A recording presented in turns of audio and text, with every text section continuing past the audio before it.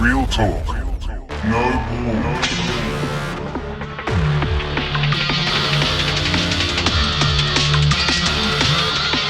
Real talk. We're putting it all on the table. You know what to do. Welcome, everybody, to episode 39. 39, feeling fine. Something divine. Something divine. Hey, just quickly, nice hat. Oh, yes, thank What? you. Oh. Nice hat. Oh, look, folks. Yeah. Yep. Dino's got a bucket hat. We have a little bit Yep. of merch coming soon. Yeah. So, I don't know, Dino, you still recording? Oh, okay. Keep just your so eyes- just so you're fiddling with the camera. Got a keep bit your eyes nervous. peeled fat. Yeah. But hey, we've got a guest this week, Matt Tolson. Welcome. There you go. Yeah, good, mate, good. So we know Matt through the dads community, and yeah, I've known you for a couple of years now. Yeah, it'd be coming up that. Yeah, Matt was organising the motorcycle rides a little while back. Oh, okay. Yeah. Did a few of those, eh? Yeah, I think we ended up running about 20. Yeah. Oh, okay. Yeah, it's awesome, man. More than a few, Yeah. mate. It's quite, it's More quite, than a, quite a group now. Yeah. Boys that all meet up and go riding. You still go riding with those boys regularly? Yeah. Yes. Yeah.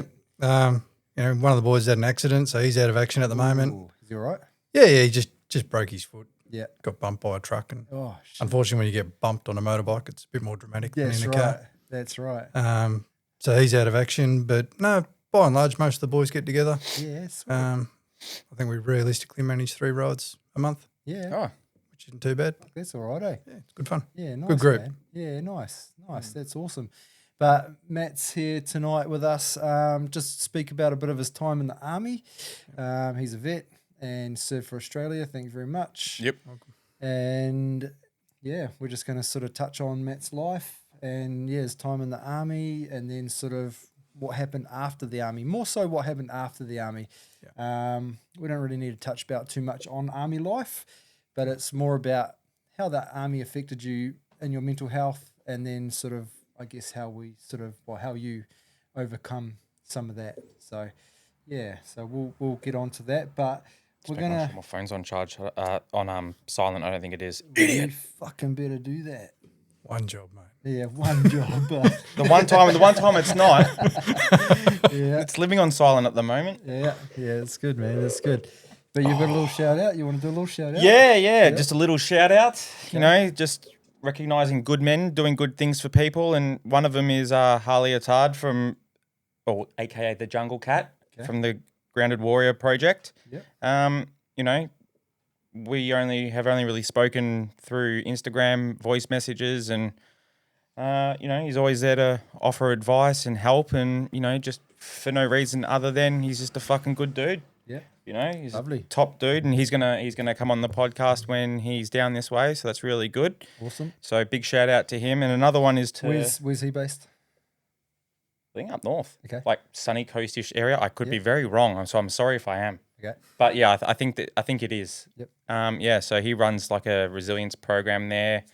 They go rucking and you know they also do some kind of like mental defense training as well. You know, for real life shit when you get attacked, and Okay. you know, because people fight dirty. It's not always like UFC. You just get in there, punch gloves, get down, and that's game over. You know. So he does that, and he also you know, they also go on trips overseas and raise funds for people, and you know, they're raising funds at the moment for I think it's like a people for like sex, like the victims of sex trafficking. I think like they're building houses and shelters for them, and yeah, so he gets a bunch of you know, I think about 20 men each year. They all sign up for it, and yeah, so that's a big shout out to him. Yeah, cool, and man.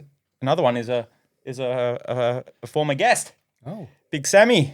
Yeah. Sammy from Unbreakable Mentor. Like, he's on a few weeks back. yeah, he's an absolute legend, eh?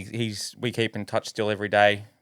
And he's always there to help, you know, talk about, you know, what if I'm feeling something that I don't understand, he'll just go, oh, you know, go down this path, or trauma, or, you know, could be relating to something else, or how to find out what the answer is. Yep. And the other night when we were going to the dad's community, and there was going to be a storm. You know, my daughter is petrified of storms, and I just asked him, you know, hey mate, got the kids in the car, you know, you got any tips or tricks or breath work for my daughter, and he just jumped on and then and there voice messaged her, and she listened to it, and he gave her some tips. That's really cool. And he just all just because they're just good men, just trying to do good things. And I think I think there's a lot of them in that community, man. Yeah, man. Yeah, there is. A There lot is. of And I love in think that community. it's good to give them a shout out too, Yeah, just so man. they know that they're appreciated. And it just means a lot because, they could be charging you for it, but they just want to see you do well and just help. Yep. So yeah, that's my shout out. Yeah. And if you missed this episode, it was a few episodes back. It's called Your Past Does Not Define Your Future. I think that was what it was called, Dean. No, that was Oh, Gary's. that was Gary's. Sorry. Chaos to come. Yeah. Chaos to Calm. Yep. Yeah, get on that one. Yep. And also watch Gary's episode Yeah, too. yeah.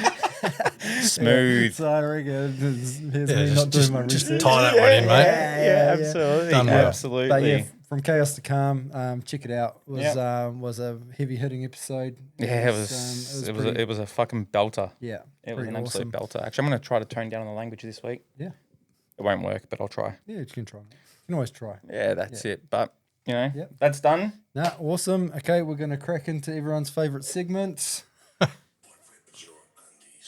All right, I have one to start with. I feel like I'm always starting, but Yeah, I've 'cause always it gives- got one. Someone's got to go first, Yeah, man. it right. gives me That's time. right. It gives me time Yeah, to. warm up. Yeah. Get in the groove. That's it. That's it. So, what rips my undies this week is that I'm a 42-year-old man, right? And I still get fucking acne.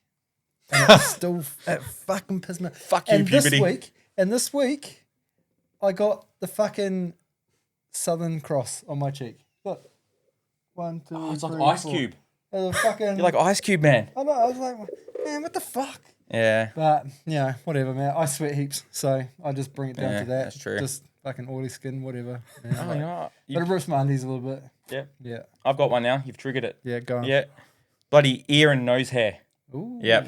It only happens after like late 30s, but Yeah, it's oh, not a man. thing. And you're like, oh, what are these old blokes whinging about? Fuck. Yeah, man, absolutely. and like we're driving today, and my daughter's like, "Oh, Dad, your ear hair's back." And I'm just like, "Oh." And I'm sitting there in the traffic pulling it out, and then I'm like, "Oh," and she goes, "And you got nose hair?" I'm like, "Well, I'm not pulling them out because that'll hurt my eyeballs." Nah, nose is a good one to pull out. Oh, nah. We'll pull one out right now. I've done it once, and it felt like one was attached to the There brain, we go. and I was like, after I was like, yeah, that was horrible. But really, my other bit, my undies was Geelong sucking. Well, Look, Sucking. well, you know, it's not like it's a new experience for you, though. yeah, You should, I you should be know. over this by now. Yeah, but I remember this one. I remember this loss. that's Yeah, it right. just But stings it a wasn't bit. the grand final. Yeah. Yeah, it hasn't faded away. Nah, no, it just rough, just really reminded me of just Well, see, they've just started the season as they finished off yeah, last year. sucking So, you know, sucking the big one. Yeah. But anyway, So, Geelong, bastards. sort your shit out. Yeah, please, you For know. Braden's sake. I know, I mean, know. You know. For mental health and other people's safety. Yeah. Yeah. You got anything, Matt? You- Look, man, it's hard for rip undies because I don't wear them. I haven't worn them in like 25 years, I don't reckon. But, you know, outside of that, honestly, I love riding motorbikes. It's a cheap entertainment most of the time. Yep. Cost of fuel. Yep. Like, come on. Oh, War in the Middle East, and like the next day, before they could even have sold any expensive oil, the prices went up. Like, they're just taking the piss. $170 to fill your Yeah. car. What the fuck? Yeah. Just a nice. Yeah, nice but everyone's sharing the pain. Yeah. We just got to get on with it. If we have to modify how we do things a bit, people are going to get on with it. That's it. But it does suck. Oh, yeah. Yeah. Hey, And something so far away. Like, we don't even get our fuel from there. Yeah. You know, ours comes out of Singapore and it's all, yeah. I mean, we still get But stung. We're still affected by the price of oil because, That's right. you know, Oh, well. if someone else can't get it from there, they'll try and get it the same place as us. No, look, if we can't get But it doesn't happen in 24 hours. And that's what, Yeah. that's Yeah, what they jumped on it, didn't Like, they? they've really just Yeah. pumped it up. Like, it was literally last week, it was like $1. I think I saw $1.70. Yeah. And now it's like $2.30 for diesel. And you're Yeah. just like, are you serious? Yeah. But anyway, other than that, Back in No, NZ, it's a good one, could be mate. worse. 91 is up to $3. Yeah. Oh. Yeah. So it's Well, 91. you know, obviously it's a bit of a headline grab, but they were talking about nearly $4 a litre. You know, to be fair, that's in a very remote part of the Northern Territory where it's already $3 a litre. That's right. Oh, okay. So, you know, they've just gone for the headline. Yeah. But it's not unimaginable that's where we're going to end up. Yeah. Yeah. So, you know, if that happens, I think things are going to get real expensive. Yeah, and what do you? I mean, Are you following the war over there? At the moment? Yeah. Yeah. What are you? Yeah, given my what background, are that's yeah. What are your thoughts on it? You see it ending anytime soon, or you reckon they're all in it for the long haul? it's a little bit hard to say which way it's going to go. No one looks like They they're have down. prosecuted an awful lot of huge number of targets. Yeah, Like that has been one of the most intense aerial campaigns in history. that's right. Oh, really? Oh God, yeah, it's insane. Like I think last count it was like 3,500 strikes, and it hasn't even been a week. No. And that was months worth of strikes during the Gulf War. Mm. Just because they're using computers and AI now to generate those target lists. And they've just got that much air power up there going. Yeah, Like it's shit. insane. Like at one point there was 300 fighter jets in the air at one time. It's crazy. Far Like, out. That's why we That's can't epic. afford fuel because They're jet using fuel it all. is expensive. Far out. That's right. And those jets wouldn't be cheap to bloody run, would they? No, I think they average about 60 grand an hour. Some of those. Pretty wild. Shit. Yeah. Yeah, certainly we're not doing it out of our group. I don't think if we pulled 10 or 20 of us together, we could probably get a joyride, but that's about it. Far Yeah. out. Yeah. It is hard for normal people to conceptualize just how much money is expended in war. Yeah. Is that why they say nothing kickstarts an economy like a war? If your economy produces war material, Yeah. Fuck yeah, it does. Absolutely. What? It smells like you need freedom. that's right. And they are going to make you so free. Yeah, absolutely, man. But Absolutely. yeah, no, it's pretty wild. There's some pretty amazing technologies going out, and Iran, their gear wasn't to laugh at. They were a serious power. Oh. But Not fucking compared hell, to. the Israelis and the Yanks have just fucking wiped them. It's crazy. Mm. And will they just keep going until the end? Like, or will they admit defeat, or will they? Well, Because what No. America did was kind of illegal, wasn't it? militarily, they could, they can win that side of it. Yeah. It's what comes next that gets the Yanks all the time. Okay. And that's what drags all these other countries in, because they can start a war, and holy shit, they can do kinetic warfare like you cannot believe. Yeah. But when it comes to something more nuanced as far as a counterinsurgency or trying to rebuild a nation, they have a tendency to miss the mark Yeah. Rightio. because it's a very complicated thing to do, Yeah. They're just. and you're doing it under pressure. Yeah. They're just going guns blazing. Yeah, they're good at that. And, They're and now that amazing at America's- that. Now that America wiped out their leader, and then the predecessor, who was His a son. son, Yeah. but not a very well-known son, but because he's now lost his sister and his mother and his father and an uncle. Yeah, Like, it's gonna he's be a not real keen to negotiate, mate. Nah, it's going to be a revenge war now. Like, Yeah. he's just going to. They're going to end up in an asymmetric fight Yeah. where they'll have to play to what strengths they've got left. Mm. You look at any conflict over the last 20 years, militarily, these countries that were invaded were outstandingly outmatched. Afghanistan didn't have an air force. Yeah. And they literally bombed them stupid in a handful of weeks and forced an initial surrender. But they just couldn't cross the line to get the country back on its feet Yeah. before it just descended into chaos. It was the same with Iraq. Mm. Well, I fun suspect little it's going to be fact, the same in fucking Iran. out of since we've just got built aerial warfare. Would you like to guess how many times just using the aerial stuff humanity has successfully overthrown a government? Never. None. Out of all of the bombing attempts and whatnot, it has not Yes. worked once without a massive ground invasion.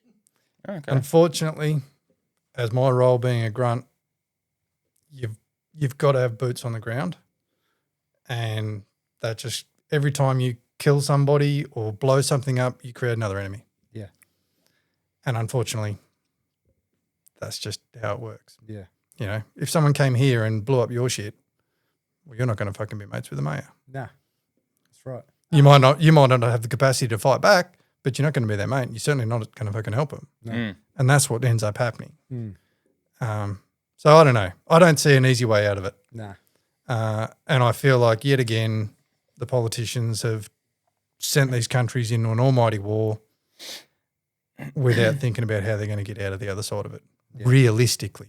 Yeah. It's all cool and well to, we'll bomb him, we'll kill the fucking leaders, kill all the generals, and then they'll just surrender. No. No, they won't because there's still fucking people there. That's why they And promote them up. humans are people. They're just, Yeah. they're going to do what they're going to do. And if your country's been invaded, you're going to fight. I mean, look at Ukraine and Russia. They were like, "Oh, this is gonna be over in Yeah. no time," and it's still going. 4 years later? It is. And so Yeah. it's If anything, it's getting I mean, but higher intensity. Oh, is they've it? always been In some they've always been sections. Holy fighting shit, mate. on the border though. Like they've always been fighting there. Hey, like it's Uh, never really In Ukraine? Yeah, No. it's never really ceased. Like there's always been a bit of to and fro. Oh yeah, is that because they didn't know the difference where all those three towns or states or whatever they were called that Russia said was theirs and Ukraine was like, no, it's ours. And Oh, you mean It's all good. Donetsk and yeah, so Luhansk, yeah. That's been going on for a bit though, hasn't it? That part. Yep, that started in 2014. Oh, okay. Oh, okay. Yeah, so in 2014, the Ukrainians had a populist uprising where they got rid of a pro-Russian leader, voted him out. And so the next week, I think it was, Russia annexed Crimea by sending in troops without Russian insignia. Yeah, okay. And the Ukrainian military at the time wasn't in great shape. And so they got rolled pretty hard and lost Crimea. And then Luhansk and fucking the other Donetsk. Dansk or something. It's Donetsk, I think. Donetsk or something. But anyway, those guys started, and basically there's a lot of pro-Russians there. There's a lot of Russian-speaking people there. And so they rebelled against the government as well. But they weren't Russian troops. There was Russian support for that. Okay. And so, the current fortress belt that they're talking about, that the Ukrainians are defending, they built that in 2014 because they had to stop that fight spreading into the rest of the Ukraine. Yeah. And that's really all they could manage. And so they've been building that for 12 years, which is why it's so hard for Russia to break through it. And that's why Russia wants them to give them the whole area. Because if they lose those cities, after that, there's fuck all defense. So, they get them to do this, go to peace. Russia rebuilds itself. A few years' time, they just roll straight through Yeah, okay. because those defensive belts have been surrendered. Yeah. And that's why Ukraine won't surrender them. And it shouldn't. That's their land. Yeah. That's their country. Yeah. Just because some other fucker invaded it, why should you give your land up? Yeah, No, we're no not way. living in the time of No, Romans no now, way. like, And they've fought you know, bloody hard. They've paid a hell of a price for it. But I think the same would happen in most nations. Yeah. And the same's going to happen in Iran. They will fight for their territory. If they feel that their territory is at risk, they're going to fight for it. Yeah. It's a little bit different because they're basically just trying to force regime change. They don't want the land, whereas Russia wants the land. Oh, okay. So a bit trickier. Very different conflict. Yeah. Yeah. It's a mess, man. Yeah. The whole world has Yeah. it's been brewing for a fight. I think our days of peace are probably done for the foreseeable. Yeah. Well, it's It just makes you grateful that we live down this. Yeah. corner of the world, Hey, I don't- did read don't that ya? two countries that were going to be really safe from nuclear war is Australia and New Zealand. So big ups to us. Yeah. Maybe from the initial outlook. Yeah, from the initial part. Yeah. Yeah. We'll get a few extra days. Yeah. Yeah. That's right. Yeah, we get to starve instead of get burned to death. Yeah. Wicked. Yeah. Things to look forward to, boys. That's it. it. Start digging a hole. I'll be skinny for a bit. Yeah. Yeah. Awesome, man. So let's take your life back to the start. Like, Sure, man. where'd you grow up, man? Righto. So I was born in Darwin. Parents moved back to Tassie where my father's family were. Okay. And so I grew up there Yeah. until I joined the army at 17, but as a reservist. Yep. Mum and Dad wouldn't sign off on going into the army. And I'm like, I'll go as a reservist. They went, oh, yeah, chocks don't go to war. Send it. That got me through the basic training and got some skills on me before I turned 18. Then I got a bit sidetracked. Girls. Yeah. What 18-year-old lad doesn't? Yeah, Yeah. that's right. Sorry. Just quickly. You can get signed off to go into the army earlier. Is that what you were saying? Well, yeah, but you need a guardian to sign up. So you can sign up at 17. Yeah, you can sign up at like 16, 9 months or something. Oh, holy shit. So I never knew that. Yeah, it's pretty early. Yeah. Holy shit. That's Well, very my young lad's already just started his enlistment and he's only 17. Oh, wow. Yeah. I had no idea that was a thing. Sorry to interrupt you. Yeah, I no, was you're just- right. I had Well, no idea. Geez, it wasn't that long ago that you could get in at 15 in the apprentice program. Wow. They were, instead of doing a school-based apprenticeship, you did an army-based apprenticeship. So that's not even like cadets or anything. That's like No, you're in the army. Yeah. Yeah. Yes. So I was in the reserves. Yeah. But yeah, it's the same training. Yeah. I got to do both sets, so I know it's the same training. You just do less as a reservist than you do as a full timer. Yeah. Okay. Yeah, I was pretty lucky like that. I got to do all my infantry training as a reservist, and then went and did singleton Okay. and did it as a reg.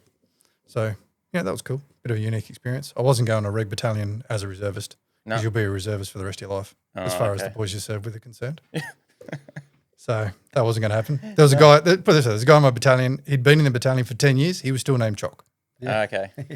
because he'd come over as a reservist. Yeah. Just how it is. That's how it is. But Yeah. I did that. Moved up to Queensland for a bit, and then crossed over and joined full time. Yeah. And went up to Townsville. I was based at 1RR in Townsville, and we got called up. We went in for the second Timor, which was Timor-Leste.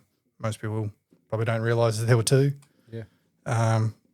Most people think of Timor was the first one where we were fighting Indonesians and so forth. The second one was more or less the country I imploded. guess all I remember about Timor was that it was a peacekeeping operation. Yeah. And that was kind of how it got portrayed to the New Zealand public. Yeah. when, Yeah, I worked with Kiwis over there. Yeah. And so that's kind of like it was. I don't really remember much on the news about it or much in the papers. I don't Every even now and remember again what it you'd was see really about. The Australian and New Zealand militaries Yeah.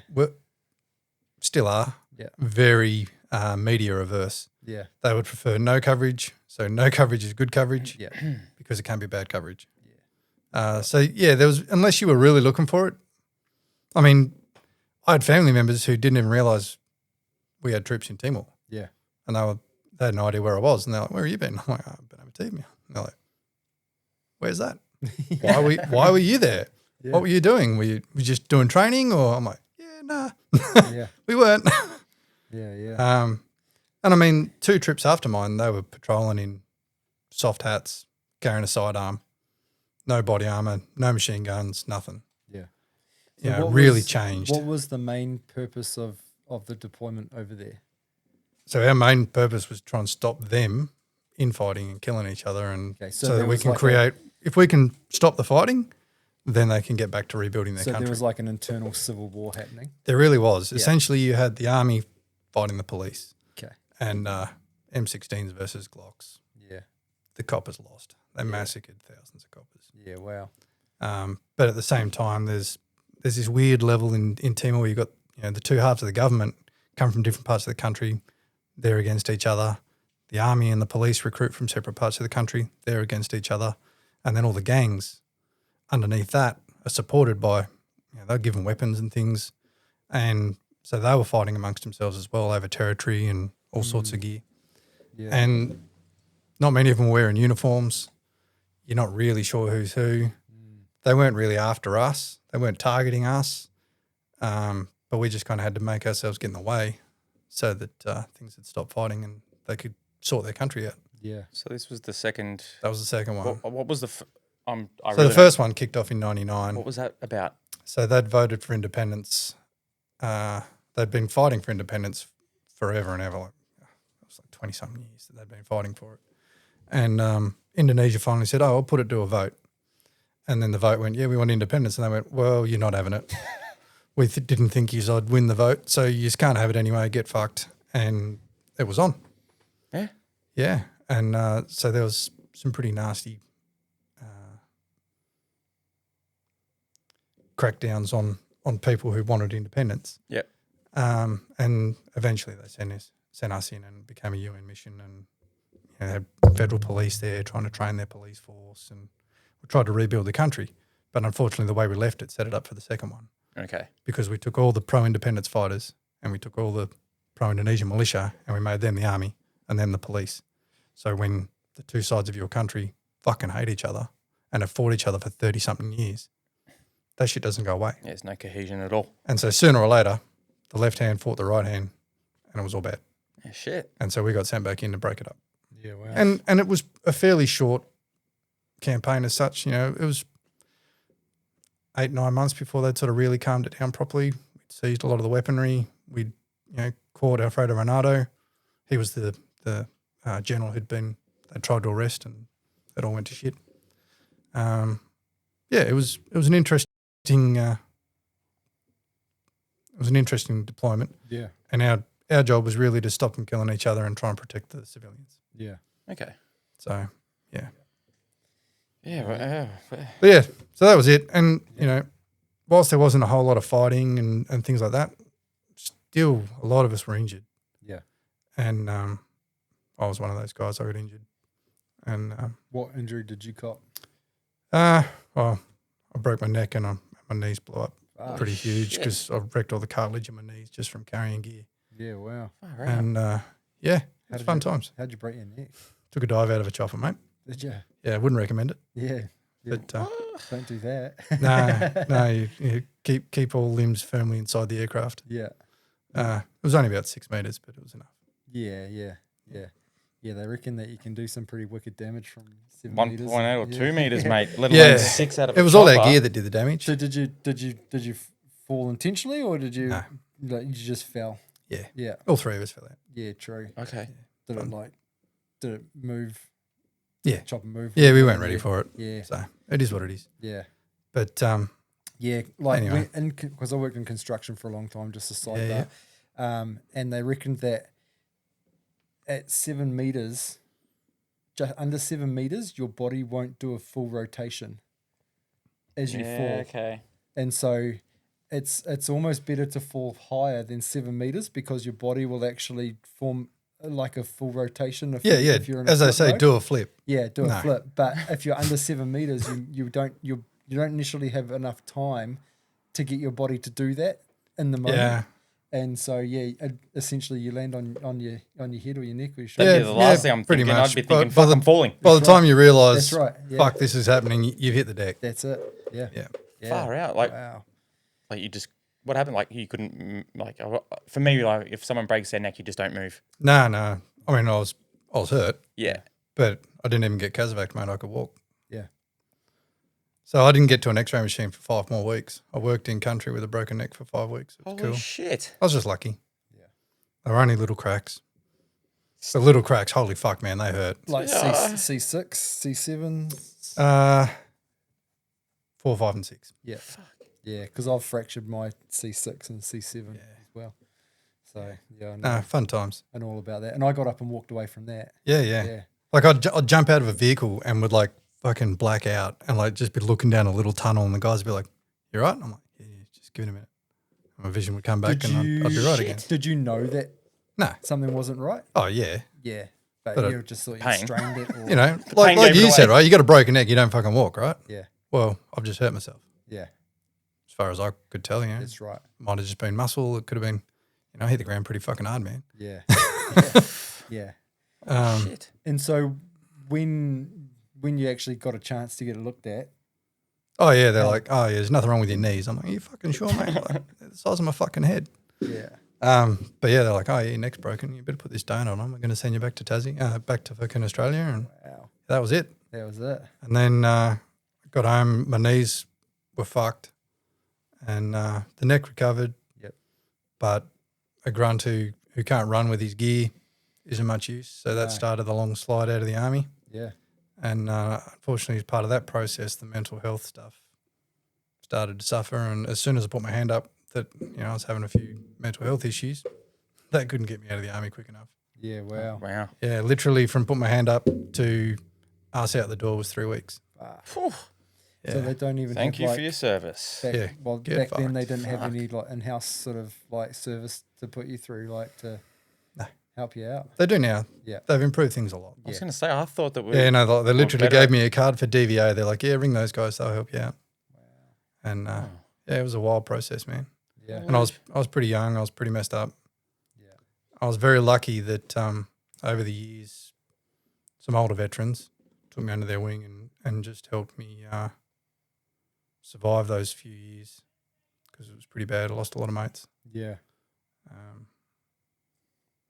Yeah. Yeah. So when what kind of like were you just like depressed that you had to leave the army and No, because you obviously weren't ready to leave, right? Yeah, they had to kick me out kicking and screaming. Yeah. I, when I think mum and dad reckon I was like 7 when I said, what are you going to do when you grow up? I'm like, fucking join the army. And they're like, you'll grow out of that. Yeah. I didn't. No. And that's all I wanted to do. I fucking loved it. Yeah. I don't tell many people, but there was a brief period there where I thought, Air Force is pretty cool. And I woke up to myself and went and joined the army. Yeah. But yeah, that's all I'd really wanted to do. I didn't have a plan B. Yeah. And I think the military is one of those careers where it's so easy to go all in. Yeah. And you fucking need to, if you're going to survive it and be good at it, it takes a lot of commitment. Yeah. And I think a lot of veterans come unstuck because we don't have a life outside the army. We don't have a plan for the future. I know a lot of guys that went through much more severe combat and things, and they just kind of accept, I'm not making it out of this. And then they get home and they're like, well, fuck, what now? Mm. And I guess that's why you see like a lot of you see a lot. that get hooked, Yeah, like, you see a on lot of addiction, guys. like drugs and Yep. alcohol, and They find ways to cope that are generally not awesome. no, yeah, It's harmful. And There's no like pathway. Like I know it sounds silly, but like the way I'm looking at it is like in like AFL and stuff. They usually know that there's a life outside of the army, so they try to. so various units and various commanders and so forth have made various efforts in encouraging that sort of thing. Years and years ago, as part of my ex-service organisation work, we were involved with some of that. Yeah. And they were trying to get guys to, for example, take up some sport amongst civilians. Yep. And they were helping guys support them into that role because that gets them some sort of life where you're not surrounded by only grunts or whatever your unit is, and it gets guys a little bit of normal before they leave. But they've got a soldier recovery centre now, which is where they guide guys through the whole process. They get all their DVA stuff squared away before they leave usually, or at least somewhat organised. Whereas like I was out and then like they gave me a phone number. I went, rang DVA. They sent me some forms. I filled them out. And they went, yeah, get fucked. Nothing, accept nothing, no liability. Wow. I got shafted hard. And essentially all I got was a return to work program where they tried to find me a new career. And ultimately I very quickly worked out that I was too angry and too wound up to work with civilians. Because one of my big things was if I was bad at my job, people got killed. As far as I could tell, but for civilians, they were perfectly fine to be absolutely shit house at their job, not give two fucks, turn up, fucking stamp a timesheet and fuck off, and collect their paycheck and their boss is paycheck as and you their too. boss is fucking lucky to have them, Yeah. And I'm like, Entitlement. holy fuck, what the fuck, cunts? Yeah. And I couldn't deal with it. I really had trouble dealing with the fact that they were entirely okay at being shit at their job. Yeah. And no one gave a shit. Yeah. Yeah. Whereas if in the army, if you're shit at your Yeah. job, people are going to die, right? Yeah. Yeah, man. Yeah. And you're surrounded by other people that share a level of commitment. That's right. That Because you- you're all looking out for each other. Same You team. know, Yeah. You've all Oh, got to keep each other alive. You don't understand how close guys get. Mm. And it becomes so second nature. Like you go and get a drink out of the fridge, you go and get enough for every cunt in your room. Yeah. And if that means you fucking walk back with a carton and drink one and the rest of it goes to every boy, that's how it works. And everyone else who does the same thing will do it as well. So that's, it's not a great example, but No, but it's a brotherhood. You- It's that brotherhood and the yeah, camaraderie yeah. and Like the family. you're always behind doing stuff for each other. You're always looking out for each other. it. Yeah. And then you leave and like those guys that you were as close as you can get with don't even talk to you. You're contagious. Okay. You've left. You've lost the plot mentally, physically you got injuries. You're not relevant to them anymore. There are very few guys I serve with that I still Really? that I spoke to after I left the military. Fuck no. I thought it'd be like a bond that never. No, doesn't work. That's part of the whole thing with when they discharge guys. They're just on their own all of a sudden and it's like just ripping that entire support system out from underneath them. Shit. Is that And then just is fuck that- off and have good luck, mate. Is that part of like the training that you'd get? Like it's kind of like It's a necessary mechanism, unfortunately. yeah, like it's kind of like a There's detachment this thing like- where, you know, if someone's injured, acknowledging that is acknowledging that's going to happen to you. yes, Because let's face it, man, pretty much every grunt who's done any amount of time, plenty of other core and plenty of other jobs as well, but, you know, obviously I'm only speaking from my experience. Everyone gets injured yeah, at some point to some extent. It's just how much that impacts you going forward. And yeah. Is it kind of like they don't want you like poisoning the well? Yeah, I don't know. I just think it's a case of the guys, your spot's filled straight away. Yeah. You leave a section, someone else is in it, and those guys bond with that dude. Yeah. Because you all live together. You Yeah. all work together. That's what you do. So your spot's filled and it moves on. The organisation moves on. The big green machine will not and cannot do its job and love you back and look after all the people. It just can't. Oh, okay. It just can't. Do you reckon that's something that people don't give much thought to before they go in? They think they're going to have this fraternity or band or bond or brotherhood for the rest of their lives, but then, like you've just said, that To a point you do, but it's not always the people you served. okay, So that's why you find all these veteran groups, because people need a tribe. They need people that understand them. We speak a different language. We think a different way. We operate differently because we've been molded to do that, because it makes us very good at our job, which ultimately is to kill bad guys and break their shit. yeah, yeah, Yeah, we're not out there dishing out love hearts and bunnies. no, That's what it is. That's what it is. It's your job. What it is. Yeah. Anyway, So you more find so you find these people that, because you've moved on, yeah, what they're going through still in the army is no longer really relevant to you. Yeah. And what you're going through is not really relevant to them. okay, But other veterans who have left the military, they're going through it or recently been through it. Or fuck, I had some Vietnam boys. They'd been through it 40 fucking years earlier, and they saw the next generation of guys coming out who are lost as fuck and are like, fuck, we could help these lads. yeah, okay, And so, yeah, that was me for many years. I was trying to work. I tried to run a business because I realised I couldn't work with people. So I'm like, all right, well, fuck, I better still got to earn money. yeah. So I went and worked for myself. I made four-wheel drive parts for years. I was great at what I did. I was terrible at getting paid. On Prados, eh? Is it Prados? I did also, mostly it's patrols, man. Yeah, patrols. Yeah, I got remember I got you a saying fucking shocking habit.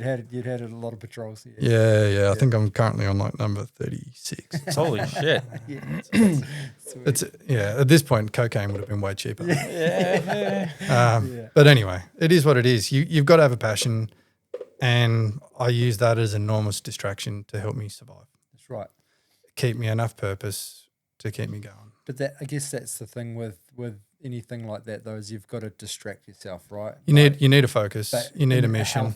healthy focus. That's the tricky part, That's the tricky because it's real easy to get trapped in something that's not awesome. Yeah, And plenty of my mates, guys I serve with, guys I know through, have done that. They've got themselves in strife. They've gotten, they've either started with, they give us a lot of prescription medication. Some guys misuse it or deliberately misuse it. yeah, But again, this is people who are unwell, people who are suffering and haven't got the skills and the tools they need and the support that they deserve. that's right. And they're doing their best. Yeah, And it's not always awesome. no, And even the guys who are as positive as you can get, they still have an outsized impact on their families, on the people that care about them. yeah, And it's pretty fucking brutal yeah, to realise what you're going through and what it's impacting the people around you. It can have a really severe impact on people yeah, in ways that people don't really think. I've attacked my missus in my sleep, having a nightmare. I was trying to rip her head off, wow. Yeah. in my dreams. Yeah, Fuck, man. It was 18 months before I shared a bed with her again. yeah. Holy fuck. Was that because because I was terrified. I was going to You were fucking scared- attack her in my you were sleep, scared mate. of doing that, Mate, or she was I'll wake scared up of with fucking holes in the wall where I've punched holes in the wall in my sleep. you? Yeah, wow. You wake up with busted toes where you've kicked shit. Yeah. And that's just while you're asleep, man. Because you can't unsee the things that you've seen, right? Yeah, they bother you. Yeah. Yeah, they do. And it takes an awful lot of work to process that stuff. Yeah. The big thing is you got to stay alive long enough to fucking grow through it. And that's the thing. You got to grow Staying through alive. it, right? You don't just forget it. It doesn't go away. You might think you're fucking cool. That fucker's locked in a box. Don't have to worry about it. It'll come out sooner or later. That's right. Usually some other stressor will happen. You know, you guys will have a kid. The extra stress of that, it'll trigger all their PTSD stuff. They'll be losing their mind going, what the fuck's going on? You're like, dude, this is previous trauma from your military service. You've thought you squashed it. It hasn't been dealt with. You've got to pull it apart and manage it. You've got to address this shit or it is going to fucking eat your life. While you're talking about this stuff, I recently watched it was like a movie documentary about, I think it's about 5 or 6 SEALs that were dealing with trauma and like how their life was just turning to shit. You know, people killing them, like topping themselves. And one of the things that they did is they took them all to, it was one of them did it, and it was like this big. He's exactly what you would think of. Who's that guy that was for Australia? That Roberts Thompson, just a bit. You mean Ben Roberts-Smith? Yeah, that one. Yep. That's the one. That Yeah, guy. I always forget. Yeah. Yeah. Like Huge just dude. just a huge dude. Oh, he's man. a fucking unit. Yeah. And anyway, so what they did is they did this. Is it DMT and ayahuasca? Oh, yeah. And they through that psychedelic phase, they were able to unlock a whole bunch of childhood trauma as well, to go along with the trauma that they experienced through being in the SEALs, which helped unbox that. Like the reason why I said that is because they said the same thing you said about locking that box up and putting it over there. It was exactly the same term Sooner that or they later, used, it man. fucking bites you in the ass. Well, that's what they said. That's what they said, and they said that when they were on it, it was all in a clinic. Yeah, of course. That they were able to see the fucking box, and they were able to decipher all these things. Yep. And yeah, anyway, I digress. But it was just a trigger thing because There is quite a thing you're for saying that. the same thing that these guys were saying. Yep.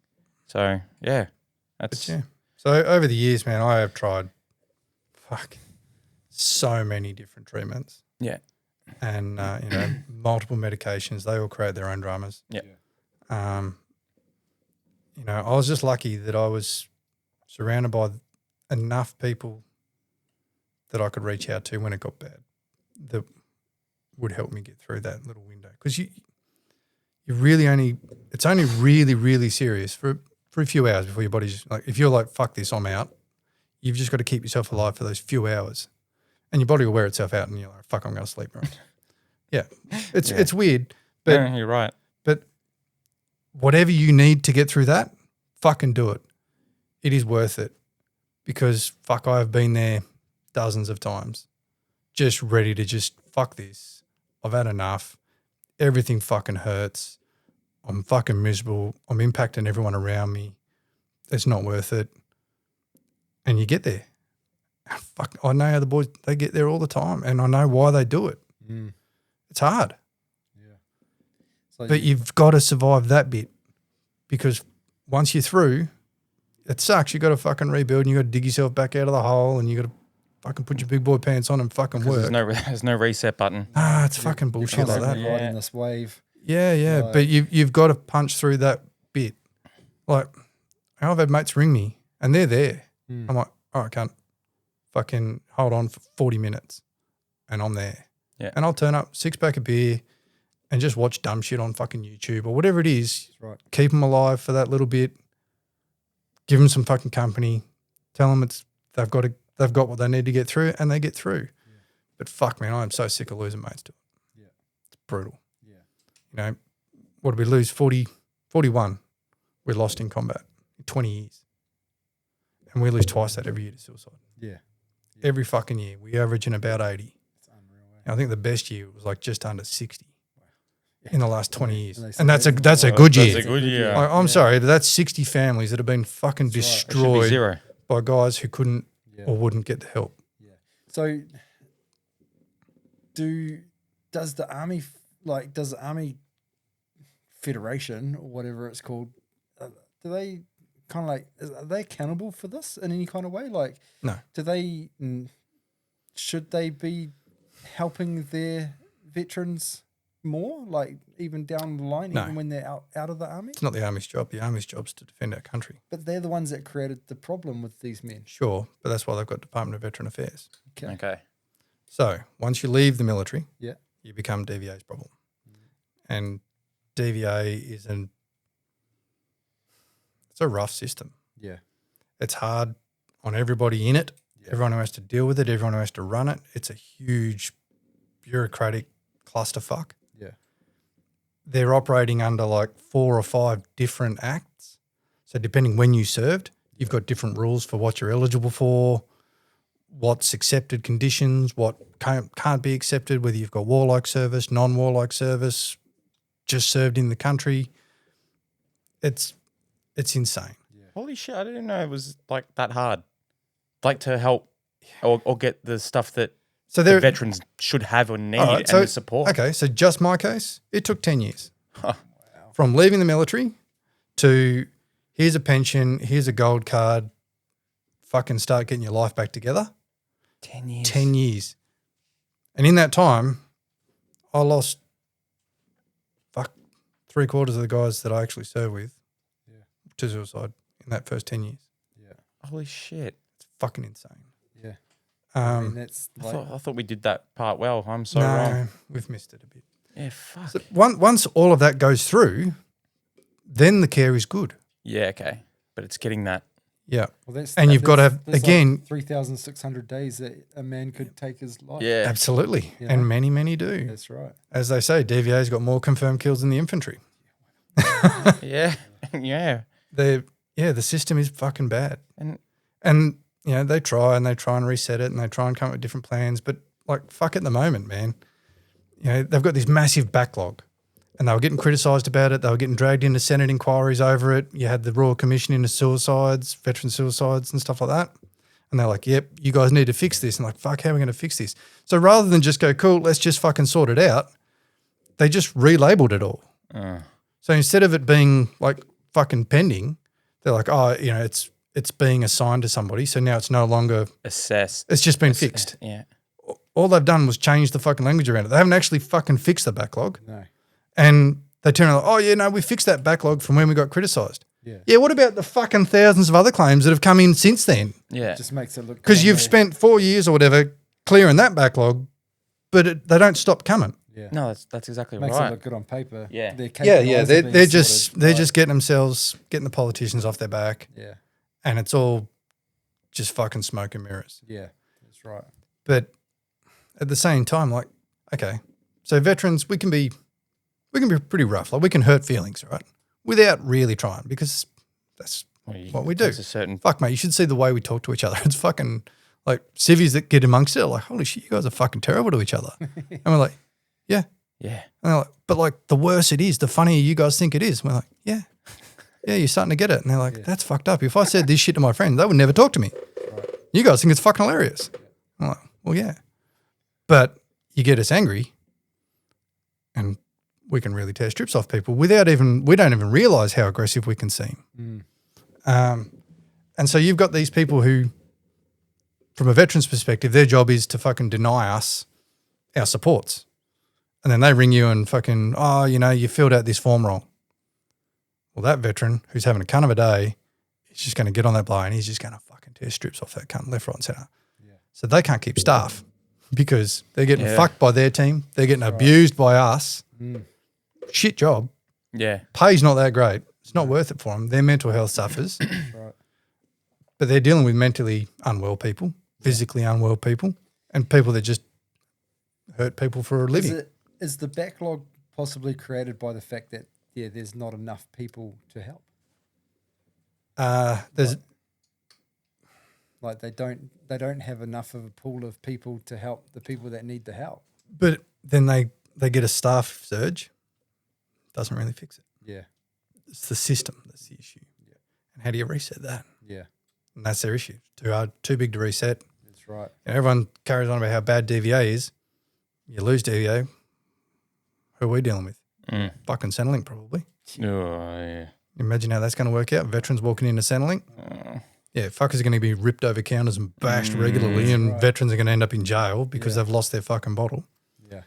But there's no easy fix out of this. No. You know, unless you're going to stop sending people off to war and stop hurting them in training. Because that's the thing. It's not even all dozens of guys I know, they were just injured in training. You know, fucking shit's fallen on them, or the fucking lids on tanks have shut on them and smacked them in the head and broken necks and all sorts of gear. And that's before you start getting into the nasty stuff and bullying and bastardisation that got out of hand. And there's a lot of stuff that can go wrong. And just the mental breakdown that you have to suffer, because essentially But what the army does. the problem is that they break you down. To what build the you army back could up. do, what the army could do, is give guys the tools they need to process shit. Yeah. But they don't. No. And, we all get the mandatory fucking death by PowerPoint every year, and in there there's all the, don't do this, fucking rah, this is where you get supports. There's all this support out there. They don't tell the guys how to access it, because if they can access it, they'll use it, and then they've got to pay for it. Yeah, that's the thing, isn't it? It's, it's so cost. they won't tell you what you're entitled. Like, okay, your gold card comes through. They won't give you a list of, here, go to these people and you'll get these things sorted out. They just go, there's your gold card. Fuck off and work it out. Google it. And you'll find out off other veterans how to do shit. But you can ask for a certain thing, right? And they'll go, no. You get somebody else to ask and they'll go, yep.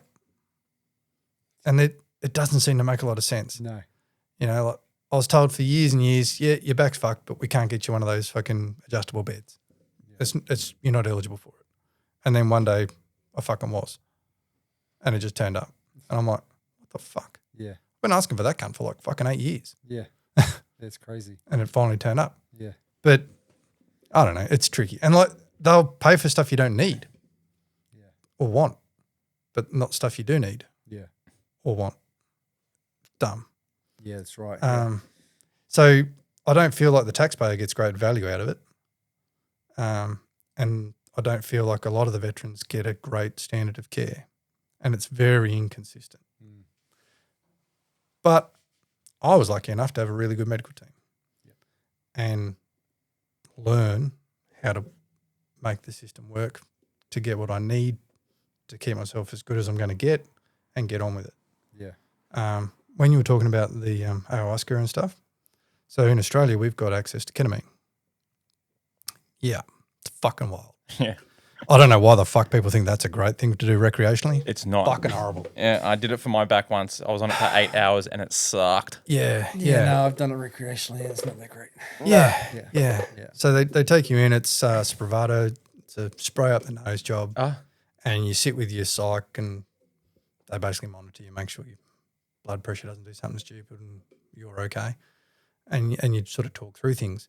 But essentially the idea behind it is that it increases the neuroplasticity, which helps your brain rewrite paths around the blocks that trauma has created. But it could also be physical damage. Yep. Because that's something that trauma survivors and things maybe not exposed to as much. Because of the heavy weapons, the blasts that we're exposed to, that creates damage in people's brain. Other guys have had there was a whole thing people don't really realise in Australia, but when we went to Timor the first time, they used a pair of drugs called mefloquine and tafenoquine, I think it was. They were an anti-malarial. Okay. Except fucked guys over and gave them brain damage. Wow. Yeah. And like some of them got like real fucking rare, weird cancers at like such a high rate that it can't be a coincidence. Yeah. And obviously DVA is like, nah, it's got nothing to do with that. No, you guys are just unlucky. Wow. And seeing all this But that that presents as PTSD, a lot of the symptoms. Yeah. And they just go, well, you've served overseas, it's PTSD. That's it. Go deal with that. So these guys go through decades of treatment for PTSD. It's not the fucking problem. No. Same with blast injury or TBIs from blast. Presents PTSD, a lot of the symptoms. Sleep problems, anger problems, lots of stuff like that. And this is like Treated as PTSD, numb guys out with all the fucking meds on the planet. Yeah. Still not fixing the problem. That's still like This is like the constant like blasts around you. It's just impacting Fire, the brain. you go all and the fire a time. heavy machine gun. Yeah. The fucking shock waves off that thing, the rocket launches. Fuck, man. Like the kinda Cargo stuff, the 84 millimeter.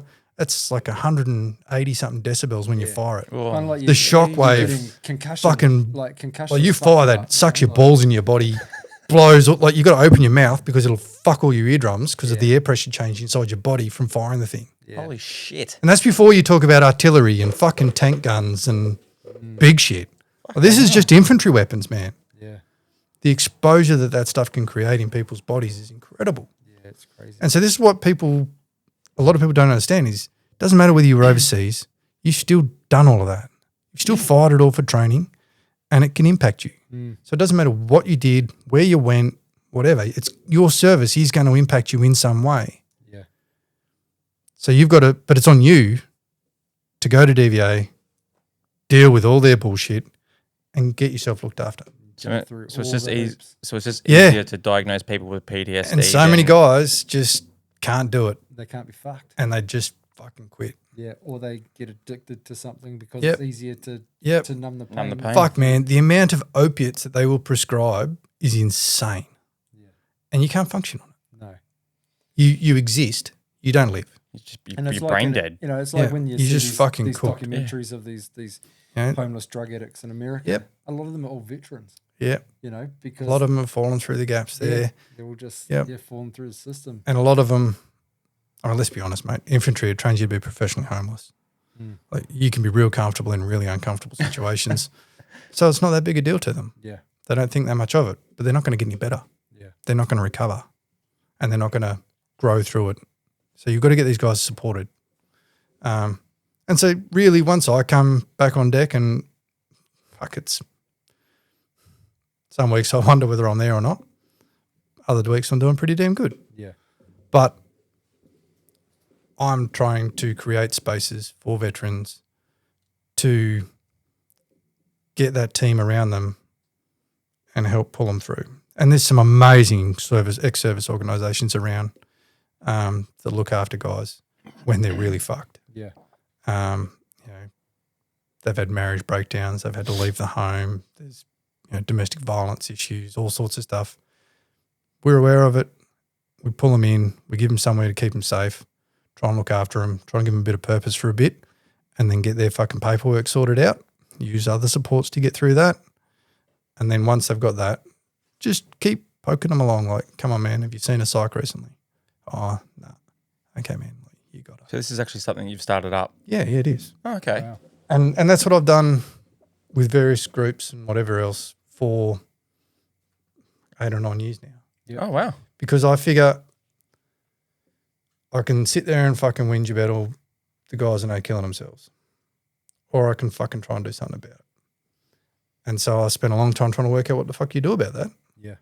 And the common denominator I found is these guys isolate themselves. They cut themselves off either deliberately or just through circumstance. They cut themselves off and they don't get that support, the help and the guidance, and they die. And that's a fucking waste because these were some of the best people our country's produced. Yeah. Some of them are fucking amazing and they've got so much talent and so many things they could do. But because they can't get past their military service, they don't. And you'll never get past it. You can only get through some of it. So one thing, they talk about PTSD and stuff. I like to talk about post-traumatic growth, Okay. right? If you can survive long enough, you fucking learn the skills. And eventually you get to a point where you can go, okay, this is a bad behavior.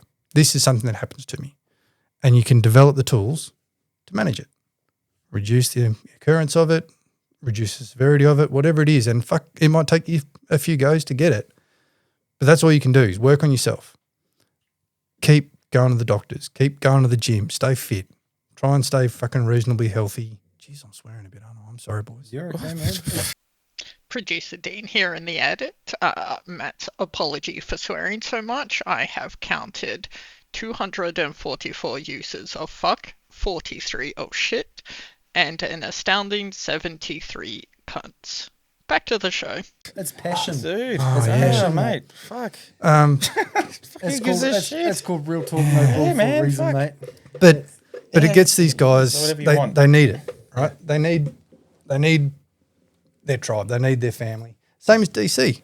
I was Yeah. just about to say you're Yep. the Stephen of DC. That's why for veterans. That's why I came along. Believe it or not, Dad's Community was the first one I tried that wasn't a military one Yeah. Okay. because I wanted to try something a bit different and just see how that would go. Because I'll be honest, for 18, 19 years, I'm like, fucking civvies. Fucking civvies. They just don't fucking get it. Yeah. And I just upset them when I come in and do my normal thing. Because, shit, man, you get us together, we'll start talking about stuff and there'll be like one civvy in the corner going, holy fuck. These guys have murdered people with machine guns and they're all fucking psychos and we're just normal. Yeah. It's our normal, though. Yeah, well, it was your it's part of the job, isn't it? It really is, mate. Yeah. But, yeah, I thought, fuck, I'm going to give it a go. Because if I'm going to keep growing, I need to widen my net of influence. And it's working. That's good. And how did you find, like, coming into the DC? How did you find that? How did I find it? Yeah. Like, No, like how did you when you were in it. Oh, how did I get came to it? into it? You know, like Yeah, it's surprisingly open. yeah. You definitely get the full spectrum of dudes. Yes. Yeah, you do. You know, you've got the They don't. Yeah, you got- the you community doesn't discriminate. quieter dudes, the fucking loud dudes, Yep. the older guys, young guys, you know, guys that have had kids and they're fucking dads as well now, guys that have got toddlers, guys that don't have kids. I think something really cool about it is that it just acknowledges that men are different and men need men time. Yep. And that's healthy in most circumstances. Yeah. You know, and so I thought it was a really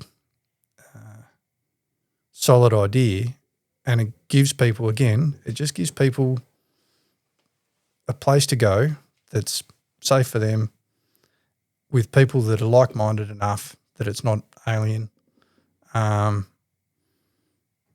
do things that fucking dudes want to do. Yeah. You know, ride bikes, go running, play gel ball, fucking have a barbie. But it gets people to go there, engage, and get support that they don't realise. Because you've seen it before. You got 30 people, but there's lots of little groups, and they'll all support each other privately outside of DC, and it's just how it works. Yeah. But what a system to create! And I hadn't seen that outside of military stuff. So in that regard, DC was pretty cool. Yeah. Which is why I thought, well, fuck, I'll see if I can help out. I wasn't in a position to go and do a whole lot. I was going through a divorce, all the other cool gear. It was well timed, and I think it's an awesome community, and I think fucking people should give it a crack. Yeah. Whether you're a veteran or civvy, it doesn't matter. If you're a bloke, it's worth having a go at. Yeah. Because there's some, each site's a little bit different too, and each leader's got a bit of a different style, so that sort of colours the flavour of the event.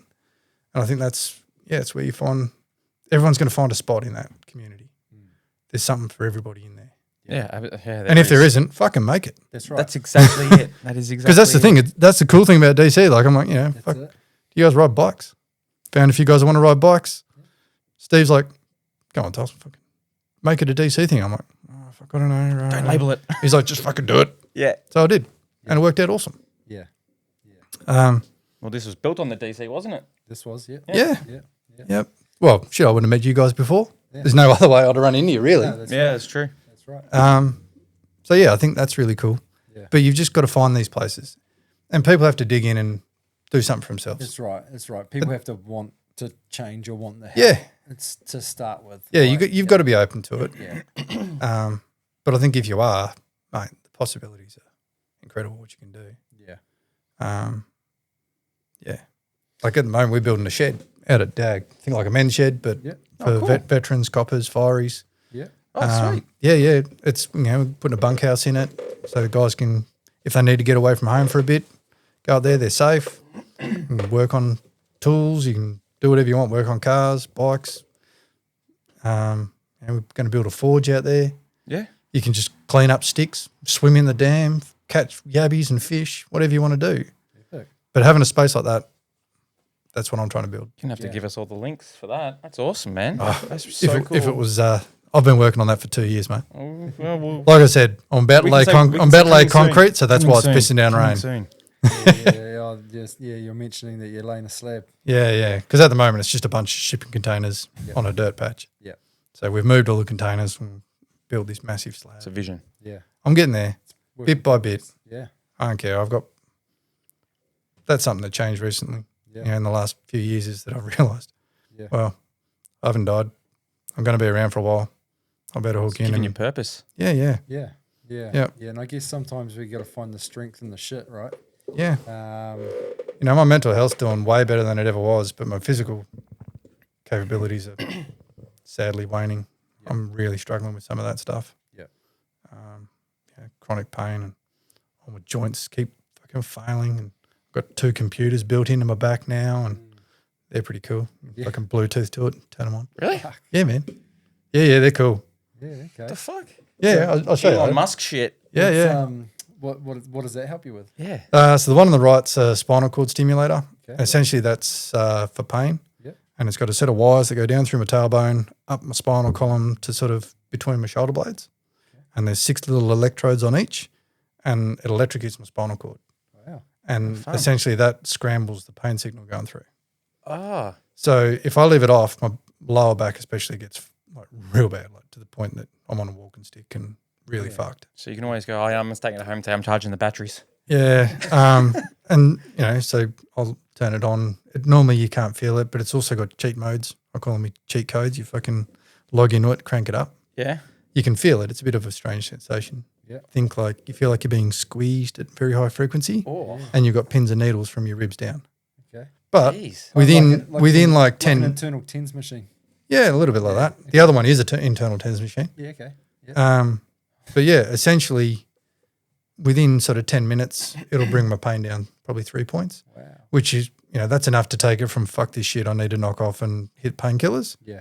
to no, I'm good. I can make it through to 5 o'clock. Yeah. Wow. Okay. Keep me on the tools, keep me doing stuff Yeah. without having to take medication. Oh, okay. Yeah. That's good. Yeah, man. So Just to be able to go boom and just get it back to manageable. yeah. And, So and this not, is not to putting other fucking- shit in your body as Yeah, well. yeah. So this is You're not. to alleviate the need. They to can't take- they can't to fix take the problem. pharmaceuticals. Yep, they can't fix the problem. You still need to manage pain. Yeah. To try and reduce that, we're using this very expensive, fancy fucking bullshit. Yeah. And it was quite a process getting the wires installed, and you sort of, mate, I did not think growing up that sneezing would be the extreme sport that it has become. Fuck me, man. Yeah. You start to get the tickle. Yeah. Yeah, you're like, okay, brace. Oh, don't bend your back too much because it'll pull the wires in your back. Oh, what the Oh yeah, it's not a fucking cool feeling, man. You sneeze and tuck, and it pulls the wires, and you literally feel it like pulling inside your spinal. Oh, it's a fucked up feeling. Yeah. And maybe But mine broke whatever. his ribs. Yeah. Sneezing once, eh? Oh yeah, yeah. Because what do I got? I got 15 buggered discs in my back. Yeah, wow. I got 2 vertebrae that won't heal. Both hips are stuffed, both knees are stuffed, one ankle stuffed, shoulder stuffed. It just is what it is. Yeah. And all I can do is keep myself as fit and strong as I can, Yep. and keep going. Yeah. And when you can't, try not to give yourself a hard time, take some downtime, take medication, and fucking get up and try again the next day. So how many blokes are you currently like helping through what you do with the vets? At the moment, I've got a fairly small group. Yep. A lot of the serious help is now pushed off to other people. Yeah. It was costing me too much. Refer on. It was costing me too much of my own mental health. Yes. Because You take on a lot. you take on a lot, and one thing you're never going to say to another grunt is, "I'm not going to do that for you." Mm. Yeah. So it's very hard to maintain boundaries that are healthy for you when you've got these guys that are fucking drowning. Yeah. And so I've had to shift myself away from that because it was just costing me too much. It was standing in the way of me getting better Yeah. for the people around me. That's right. Like how are you supposed to fix yourself when you Yeah. constantly got everybody else? A little bit, You yeah. can't help people drowning if you're only just kind of floating. Yeah. And so a lot of the time that's farmed out to other people, and I've got some really good doctors that I can refer guys to. Yeah. I got some really good advocates, because we use an advocate system to deal with DVA, because let's face it, as normal soldiers, we're not equipped to deal with that level of bureaucracy and bullshit. Yeah. You can write the exact same thing in the wrong order and it won't get approved. You can rejumble it. Don't write anything different, but just rearrange it, send it back to them, and it'll pass. Yeah. So fucking dumb. But that's what I mean by the bureaucracy that's around DVA. It's fucking shocking. Oh, man, these chairs. I don't know how you're dealing with them, but shit. They've been extra uncomfortable tonight. Oh, they are. Oh, Oh, yeah. sorry. No, I We're cheated. currently looking I've at- already got the back on. We're currently looking at I logged it in earlier. I'm like, fuck this. hell. I got in, saw the chairs, I went, no, fuck that. Cheat mode. we're currently looking at new You'll be right. stuff. So If anyone knows some, You don't want some people to get too soldiers- comfortable. They'll never shut up. No, that's what we want, man. it. We want people to talk on here, dude. But yeah, so nowadays I think I've got a reasonably healthy boundary level of what I can and can't achieve. Yeah. I think I've got some realistic goals, and I think that will enable me down the track to look after the next generation of soldiers as they're coming out of the military.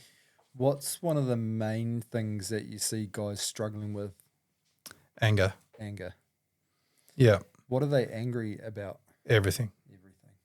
Yeah, because you're taking guys who have had their aggression levels turned up, Yeah. because that's our fucking job. Yeah. And you've made them very Hypervigilant and angry. capable, violent men. Yes. And then you've put them in a situation where they don't have those supports, and they're dealing with stuff that they can't observe and shoot, and they don't have the tools to engage that that problem, and all they've got left is anger. Yeah. And that's often a go-to for guys, and it's not just soldiers. Yeah.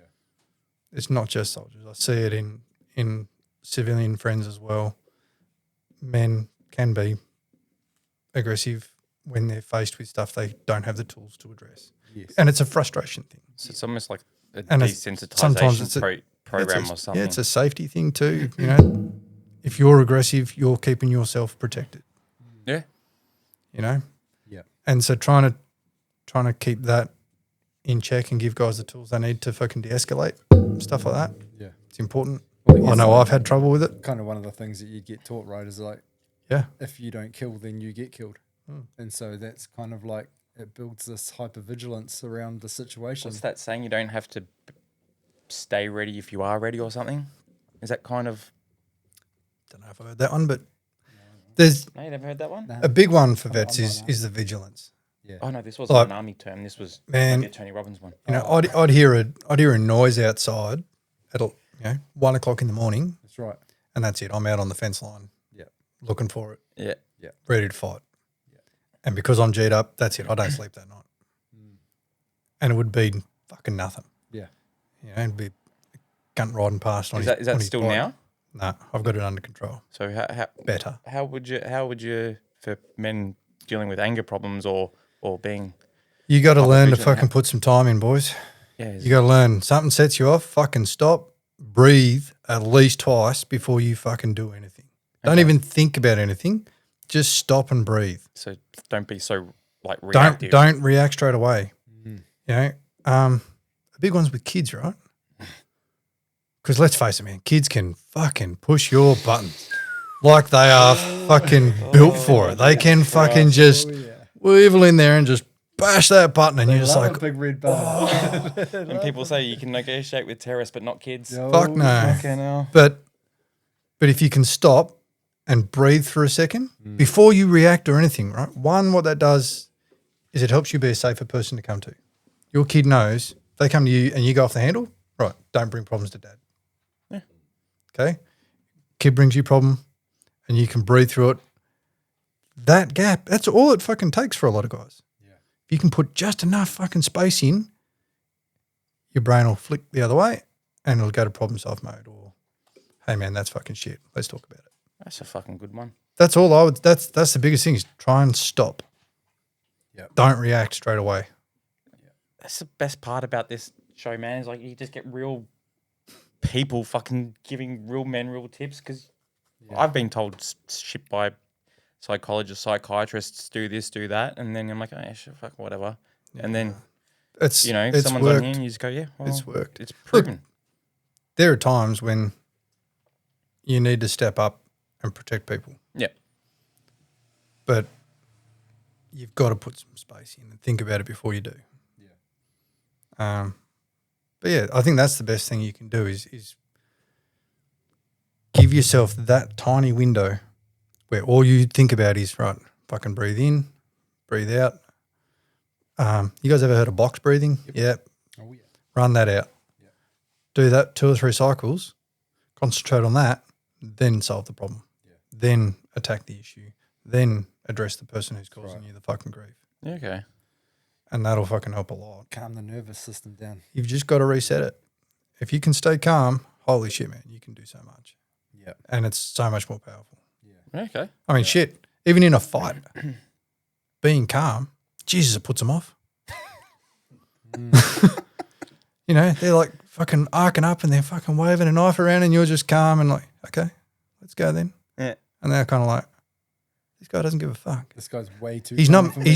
He's not matching my energy here. I've got nothing to feed off, That's Yeah. right. and he just takes the wind out of the sails. You can de-escalate just by being calm, I'm going to use and that. then I'm if you gonna ever tell have kids to, that. you're in a better position to react far better if you need to Thinking react. clearly. You're just so much clearer. It's kind of what I used to always say to the wife. If the kids were acting up, I'd always just say, "I'm going to try to be the water instead of the fire." Yeah, You know, like and yeah. it's The best like- thing you can do for your kids is demonstrate some calm. And that's the thing that's missing out of a lot of men's lives. They don't have the calm. They've lost it. We've blown it up in this busy, fucking hectic ass world with everything going on everywhere, and every bloke's got 600 problems to solve every fucking day. It's real hard to stay calm. Not wrong. But if you can fucking put some effort into that, other shit falls into place. Yeah. Yeah, I used to be quite reactive. I think Mainly like when I felt like I was being personally attacked or my Yep. character was being attacked or Yep. something like that. I was pretty reactive. Yeah. But a lot of the time it was the reaction or the reactiveness or the anger is usually a deflection tactic because you know what's being presented to you as the truth. Yeah. Yeah. And so you react with anger because you use it as a deflection because you don't Anger's want it to be anger true. is a very easy response. Oh yeah, it's the easiest one. Yeah, it it's, is. It's really hard to say. You know what? You're right. It's so hard to say Yeah.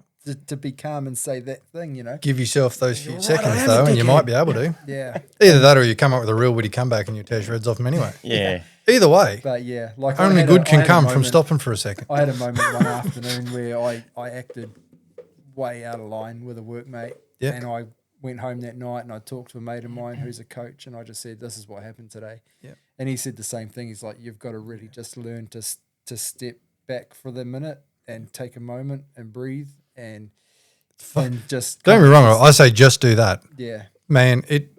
And I don't even always get it now, that's right. but Yeah, it's really hard. more often than not, and the positive outcomes Yeah. that have come from that have reinforced the fact that this is the right thing to try and learn. Once you're consciously aware of it too, and you kind of, the more you practice it, so you practice it in all types of situations, like when you're driving and road rage, or when you're angry at your kids, or when some dickhead kind of pisses you off at the mall or something. It's kind of like, you know what? I don't need to react to him. Yeah, I'm just gonna Yeah. walk away, or I'm just you gonna, know, someone cuts you off, you're like, "Oh, fucking good one, dickhead." yeah, Yeah, man. Yeah. Instead of like, "That's it, I'm out to get that fucker." Yeah. Great. That's not me Hey, man. anymore. That's not me anymore, man. I'm just like, oh, he'll Yeah. kill himself, whatever. Yep. yeah, It's just also I think some of it's maturity. Yeah. I find that learning those skills has gotten easier as I've grown up a bit. totally. You know, I'm only learning these skills now. as a bloke, like I really don't think I got a brain until I was in my mid-30s. Really, I didn't get any real level of proper emotional maturity till I was in my mid-30s. See, that's you now. Yeah, that's You get what I'm saying, man. being serious. What I'm saying, right? You're coming into the sweet spot, Yes, there's right? hope. It gets better. Yes. It gets better, and then it gets worse. In other ways, But I have the tools. Yes. yeah. Yeah. So we sort of level up mentally, and after mid-40s we start to go down physically, Okay. which Yeah, unfortunately for me, I'm feeling it. Yeah. Like I'm getting to the point now, like I'm a welder, and these are cool. You have to turn all of them off with the welder. Oh, Otherwise, yeah. it lights you up. It's cool. Oh, Yeah. I was welding the other day. I'm like, oh, back's not off. oh shit. Anyway, if my Far out. doctor happens to see that, you didn't. Yeah. Yeah. La la la la la. Yeah. Loud noises. Yeah. Far out. But yeah, you can. I'll do 10, 15 minutes of welding. My hands are fucked. They hurt so much, and my knuckles all swell up, and I'm like, man, I used to weld for fucking 8 hours a day. Yeah. And there's a grieving process of losing that capability. Yeah, that's right. But we've just got to I'm trying to frame it in my head now as, okay, I'm losing a bit of physical stuff. I'm doing what I can to fucking maintain that. I'm just going to get smarter, and that'll work out. And it's hard too because our mental capacity for it doesn't change, but our body just doesn't want to do it anymore. It's kind of like, like I'm the same. Like We tie a lot of our identity to our I was capability. just about to Right, say yeah. it's your identity That's again Yeah. going through. That's one of the biggest killers for the soldiers, because you've given everything, and the army's in your blood. That's your identity, and then it's ripped away from you. Yeah, Who the fuck are you? that's it. So you got to rebuild yourself. Mm. I tried to rebuild myself as a business operator. I became that fucking patrol guy who knew everything about patrols, did fabricating. Everyone had a problem with a patrol, they'd come to me, and I knew how to answer it. But then I realized very quickly, it's not who I want to be. Yep. And then I had to restart again. And I think it's pretty normal that over your life you'll rebuild yourself a few times. Yeah, But it can be fucking daunting and hard.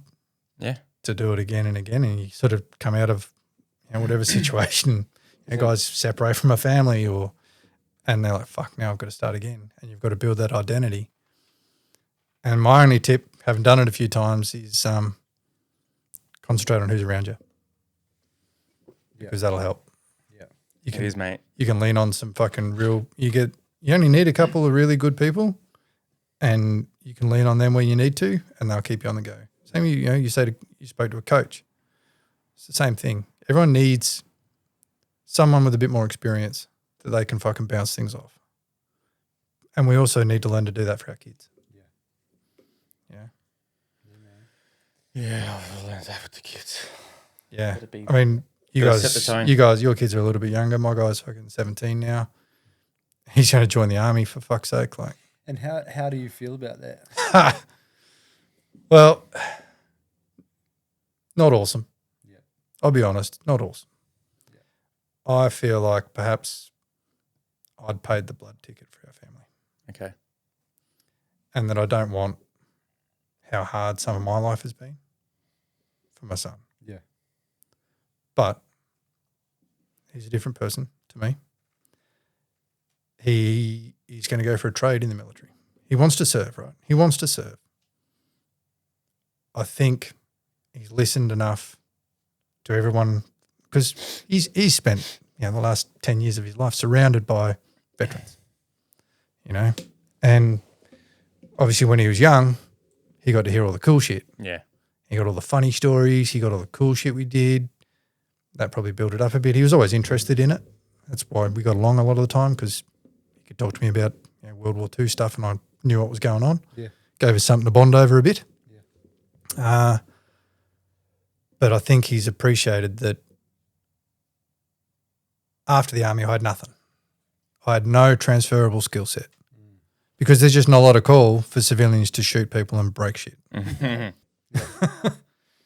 you can go and do counter piracy, you can do mercenary work. It's not going to be the same fighting without a flag on your shoulder. That means quite a bit. Yeah. But no transferable skills, on paper at least, meant that I had to start and work it out myself. If he goes and gets a trade, one great way to get a trade, you're supported, you get a way better wage than a normal apprentice. Yeah. You can live on base, it's dirt cheap. Man, living on base was awesome. Like, so cheap. And you've got a mess right there, you don't have to cook nothing. Awesome lifestyle. For single blokes. Yeah. Great for single blokes and young fellas. But he can get in there, earn a fair bit of money for his age, be pretty well supported. he's got medical and dental stuff covered. So, a larger percentage of the money he gets is going to be, he can use it. Yeah. You guys ever heard of DOHAS? It's like a government assistance scheme where they offset some of your interest costs, so it reduce the cost of a home loan. Yes. Yep. There's I lots didn't know that's what it was called, but I knew there was a so system that's for a it. thing where they help us essentially. There's lots of stipulations and rules around it and different eligibility requirements. But if he can save some of his money, do his time, that alone means that he might be able to get a house. Whereas most kids that he's going to school with, they're fucked, That's right. Yeah. And live with their parents for the rest of their lives. Yep. Yeah. I think a lot of parents need to be starting to look at like fucking cabins and shit in the Bungalows backyards. in the backyard, man. Absolutely. And housing will change in time because it's going to have to. Do you think it's going to be a better experience for him now, knowing all the stuff with mental health training and The understanding? army is very different now. The army Yeah? now, you got to remember, mate, like, I deployed 20 years ago. In a couple of weeks, it's 20 years since I deployed. Like, that's a long fucking time. Yep. And the army has changed. It's very different.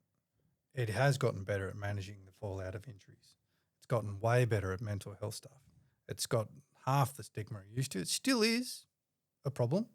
And putting your hand up still might be a career ender. Yep. But it's not definite like it was. Yep. And they might actually get you some help instead of going through the motions of the bare minimum and then fucking you off out of their way.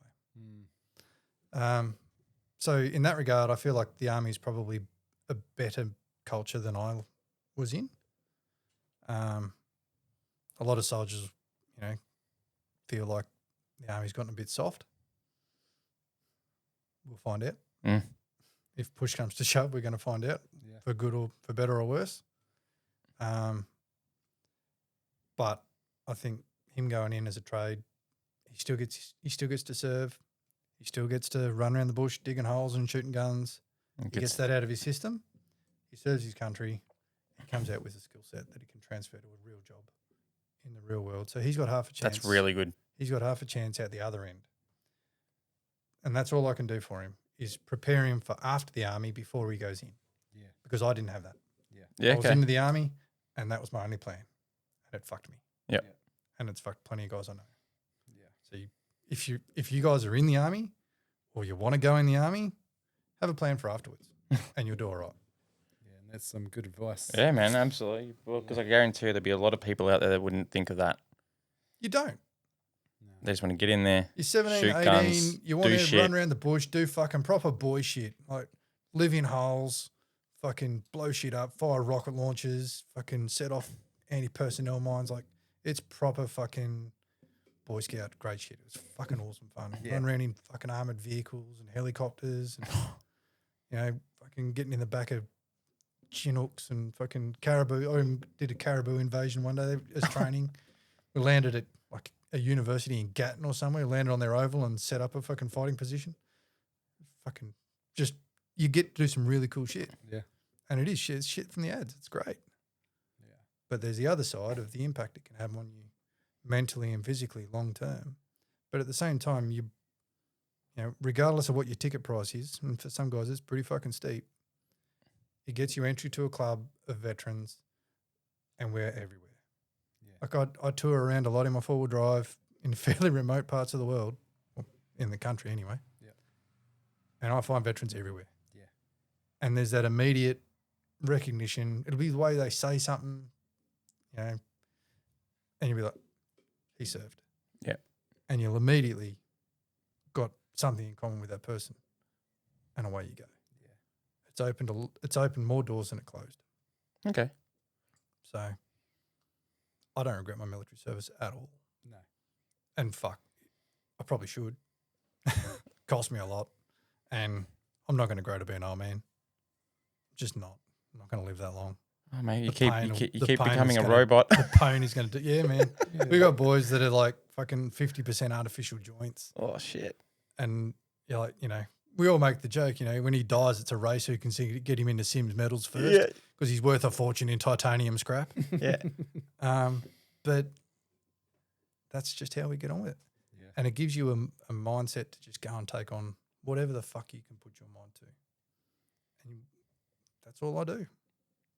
Try and help some boys, try and have a good time, try not to be a dick about it, get on with it. Yeah. So if there's any guys out there, like young fellows who have come out of the army or any vets out there that are struggling, like what kind of services can they look into? Yeah. Like, do you have any that you know off the top of your head, or? It depends a little bit where you are. So in Southeast Queensland, we are very well served as far as ASOs and things goes. If you're a bit further away, you're in a smaller place, it's a bit tougher. Yeah. Obviously, there's the RSLs. They're hit and miss in my experience. Some awesome, some what the fuck. But keep trying, keep digging groups, go to meetings, see what's going on, see if it's your speed or not. There's so much out. You got mates for mates. You got Soldier On. You've got the RSL. You've got dozens and dozens of smaller retreats. You've got SMEAC's another big one that's kicking off up the coast. They've got a it was an old scout camp or something at Lake, I think it was Kawangba. Anyway, it's opposite. The big kart track on Steve Allen Way. Oh yeah, Aussie World big kart track. Yep. Opposite that. Okay. There's a spot there that they've built, and it's got emergency housing. It's got facilities there. They've got a gym. They've got a medical center with doctors and everything in it. If you can find a place like that, that's a good spot to start. Yeah, cool. If you've got someone who's really hit the skids, then you need a doctor. Yep. Yeah. There's no shame in that either. No. Fuck no. Yeah. It is impossible Yeah. to go through the shit that these people have been through and have it not affect you. Yep. Right? And it's in some way, it is going to affect you. But there's men that are too proud to go, I don't need meds. Yeah, but you and fucking a lot do. of them are dead, mate. Yeah. You're right.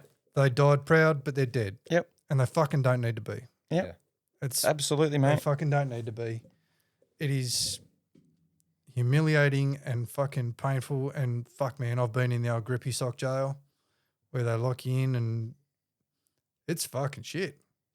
But if it keeps you alive and it gives you a chance to fucking move on and help other people and fucking look after your family, then it's fucking worth it. Yeah, absolutely. Yep. Being proud doesn't help in No. that situation. No, it doesn't, man. But the thing And is you owe it to yourself to fucking swallow that pride and get the help. yeah, and that medication, like they're like, oh, it gives you that little bit of, I wouldn't say reprieve, but help to then allow you to do the mental work. Yep. You're not swamped. On the medication front, I feel like a lot of doctors prescribe it as here you go, and it's just an ongoing. And I don't think that's the answer because long term, they create more problems than they fix. Yeah. But in the short term, Well, absolutely, medication is fucking worth it. If it can get you through that bit and it can get you a little bit of fucking sleep and a bit of peace so that you can then work on it, Yep. go nuts. It's the same with pain treatments. I use that to get myself in the gym more. Yep. So that I don't get this massive spike in pain, because when you get a lot of chronic pain, your mental health just fucking nosedives. No matter how resilient you are, how much practice you've had, your mental health will take a fucking nosedive the second you've been. I think for me, it's about 3 weeks of real bad, and that's it. I'm fucked. I'm in the hole, and I've got to start engaging supports. So to avoid that, do the management, get in, do the work while you can, while you've got the support with it. Same with mental health. If you're getting medication and stuff, do the work. Yeah. All you can do is identify the problem, find a fucking tool and a fix, and either do it yourself or get help to do it, or have someone else do it for you if that's possible. But problem, solution, do it. And then do your best to maintain it. Don't give yourself a fucking hard time over it, but hold yourself accountable. Or if you can't, find someone who will. Yep. And that's so true, eh? It's like, yeah. And that's not just mental health. That's just fucking everything. Yeah. in general, yeah. Find a problem, whether it's something wrong with the house. Yep. Cool. Work out that's the problem. Find a system to fix it. Make it happen. Have someone hold you accountable. Yep. I remember I've spent years just thinking medication was just going to fix me. Yeah. And Wouldn't it be awesome? Yeah, that's exactly. But again, I'm like I said to you before, I really am. I'm only learning all this shit this year.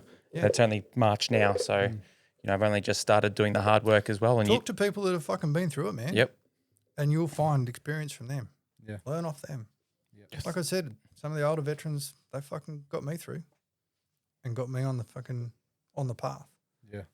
But, you know, if you're dealing with DVA, you need a real good GP because he's the gatekeeper Yeah. for everything. Yeah. So find one of them. Otherwise, it's Become just chummy. That's it. Just get in and do it. Yeah. Bloody hard, but Yeah. not impossible.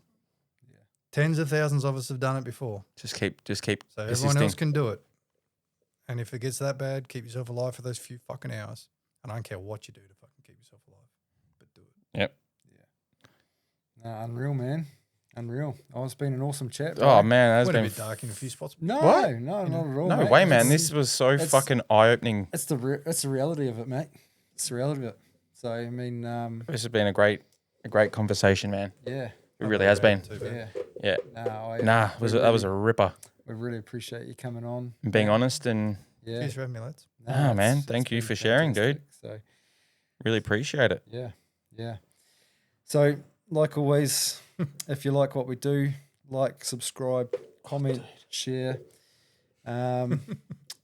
If you're really feeling generous, jump on our Spotify, give us a review, maybe give us a few stars. Maybe I believe he's asking someone to donate him a nice cushion. Yeah, that's what I thought you were going to say. Donate us some chairs. Yeah, well, now, if dude. you're I got one furniture- right up my ass. If you're a furniture company, like, Oh, yep, let's sort out some kind of deal here. Jesus. But yeah, no, awesome. Thanks for tuning in, and we'll see you next time. Cheers for having me, Awesome. lads. Nah, thanks, Nah, man. brother. Thank you so much, man. That Thanks was very much, eh? so much that I didn't know. Real talk. We're putting it all on the table. You know what to do.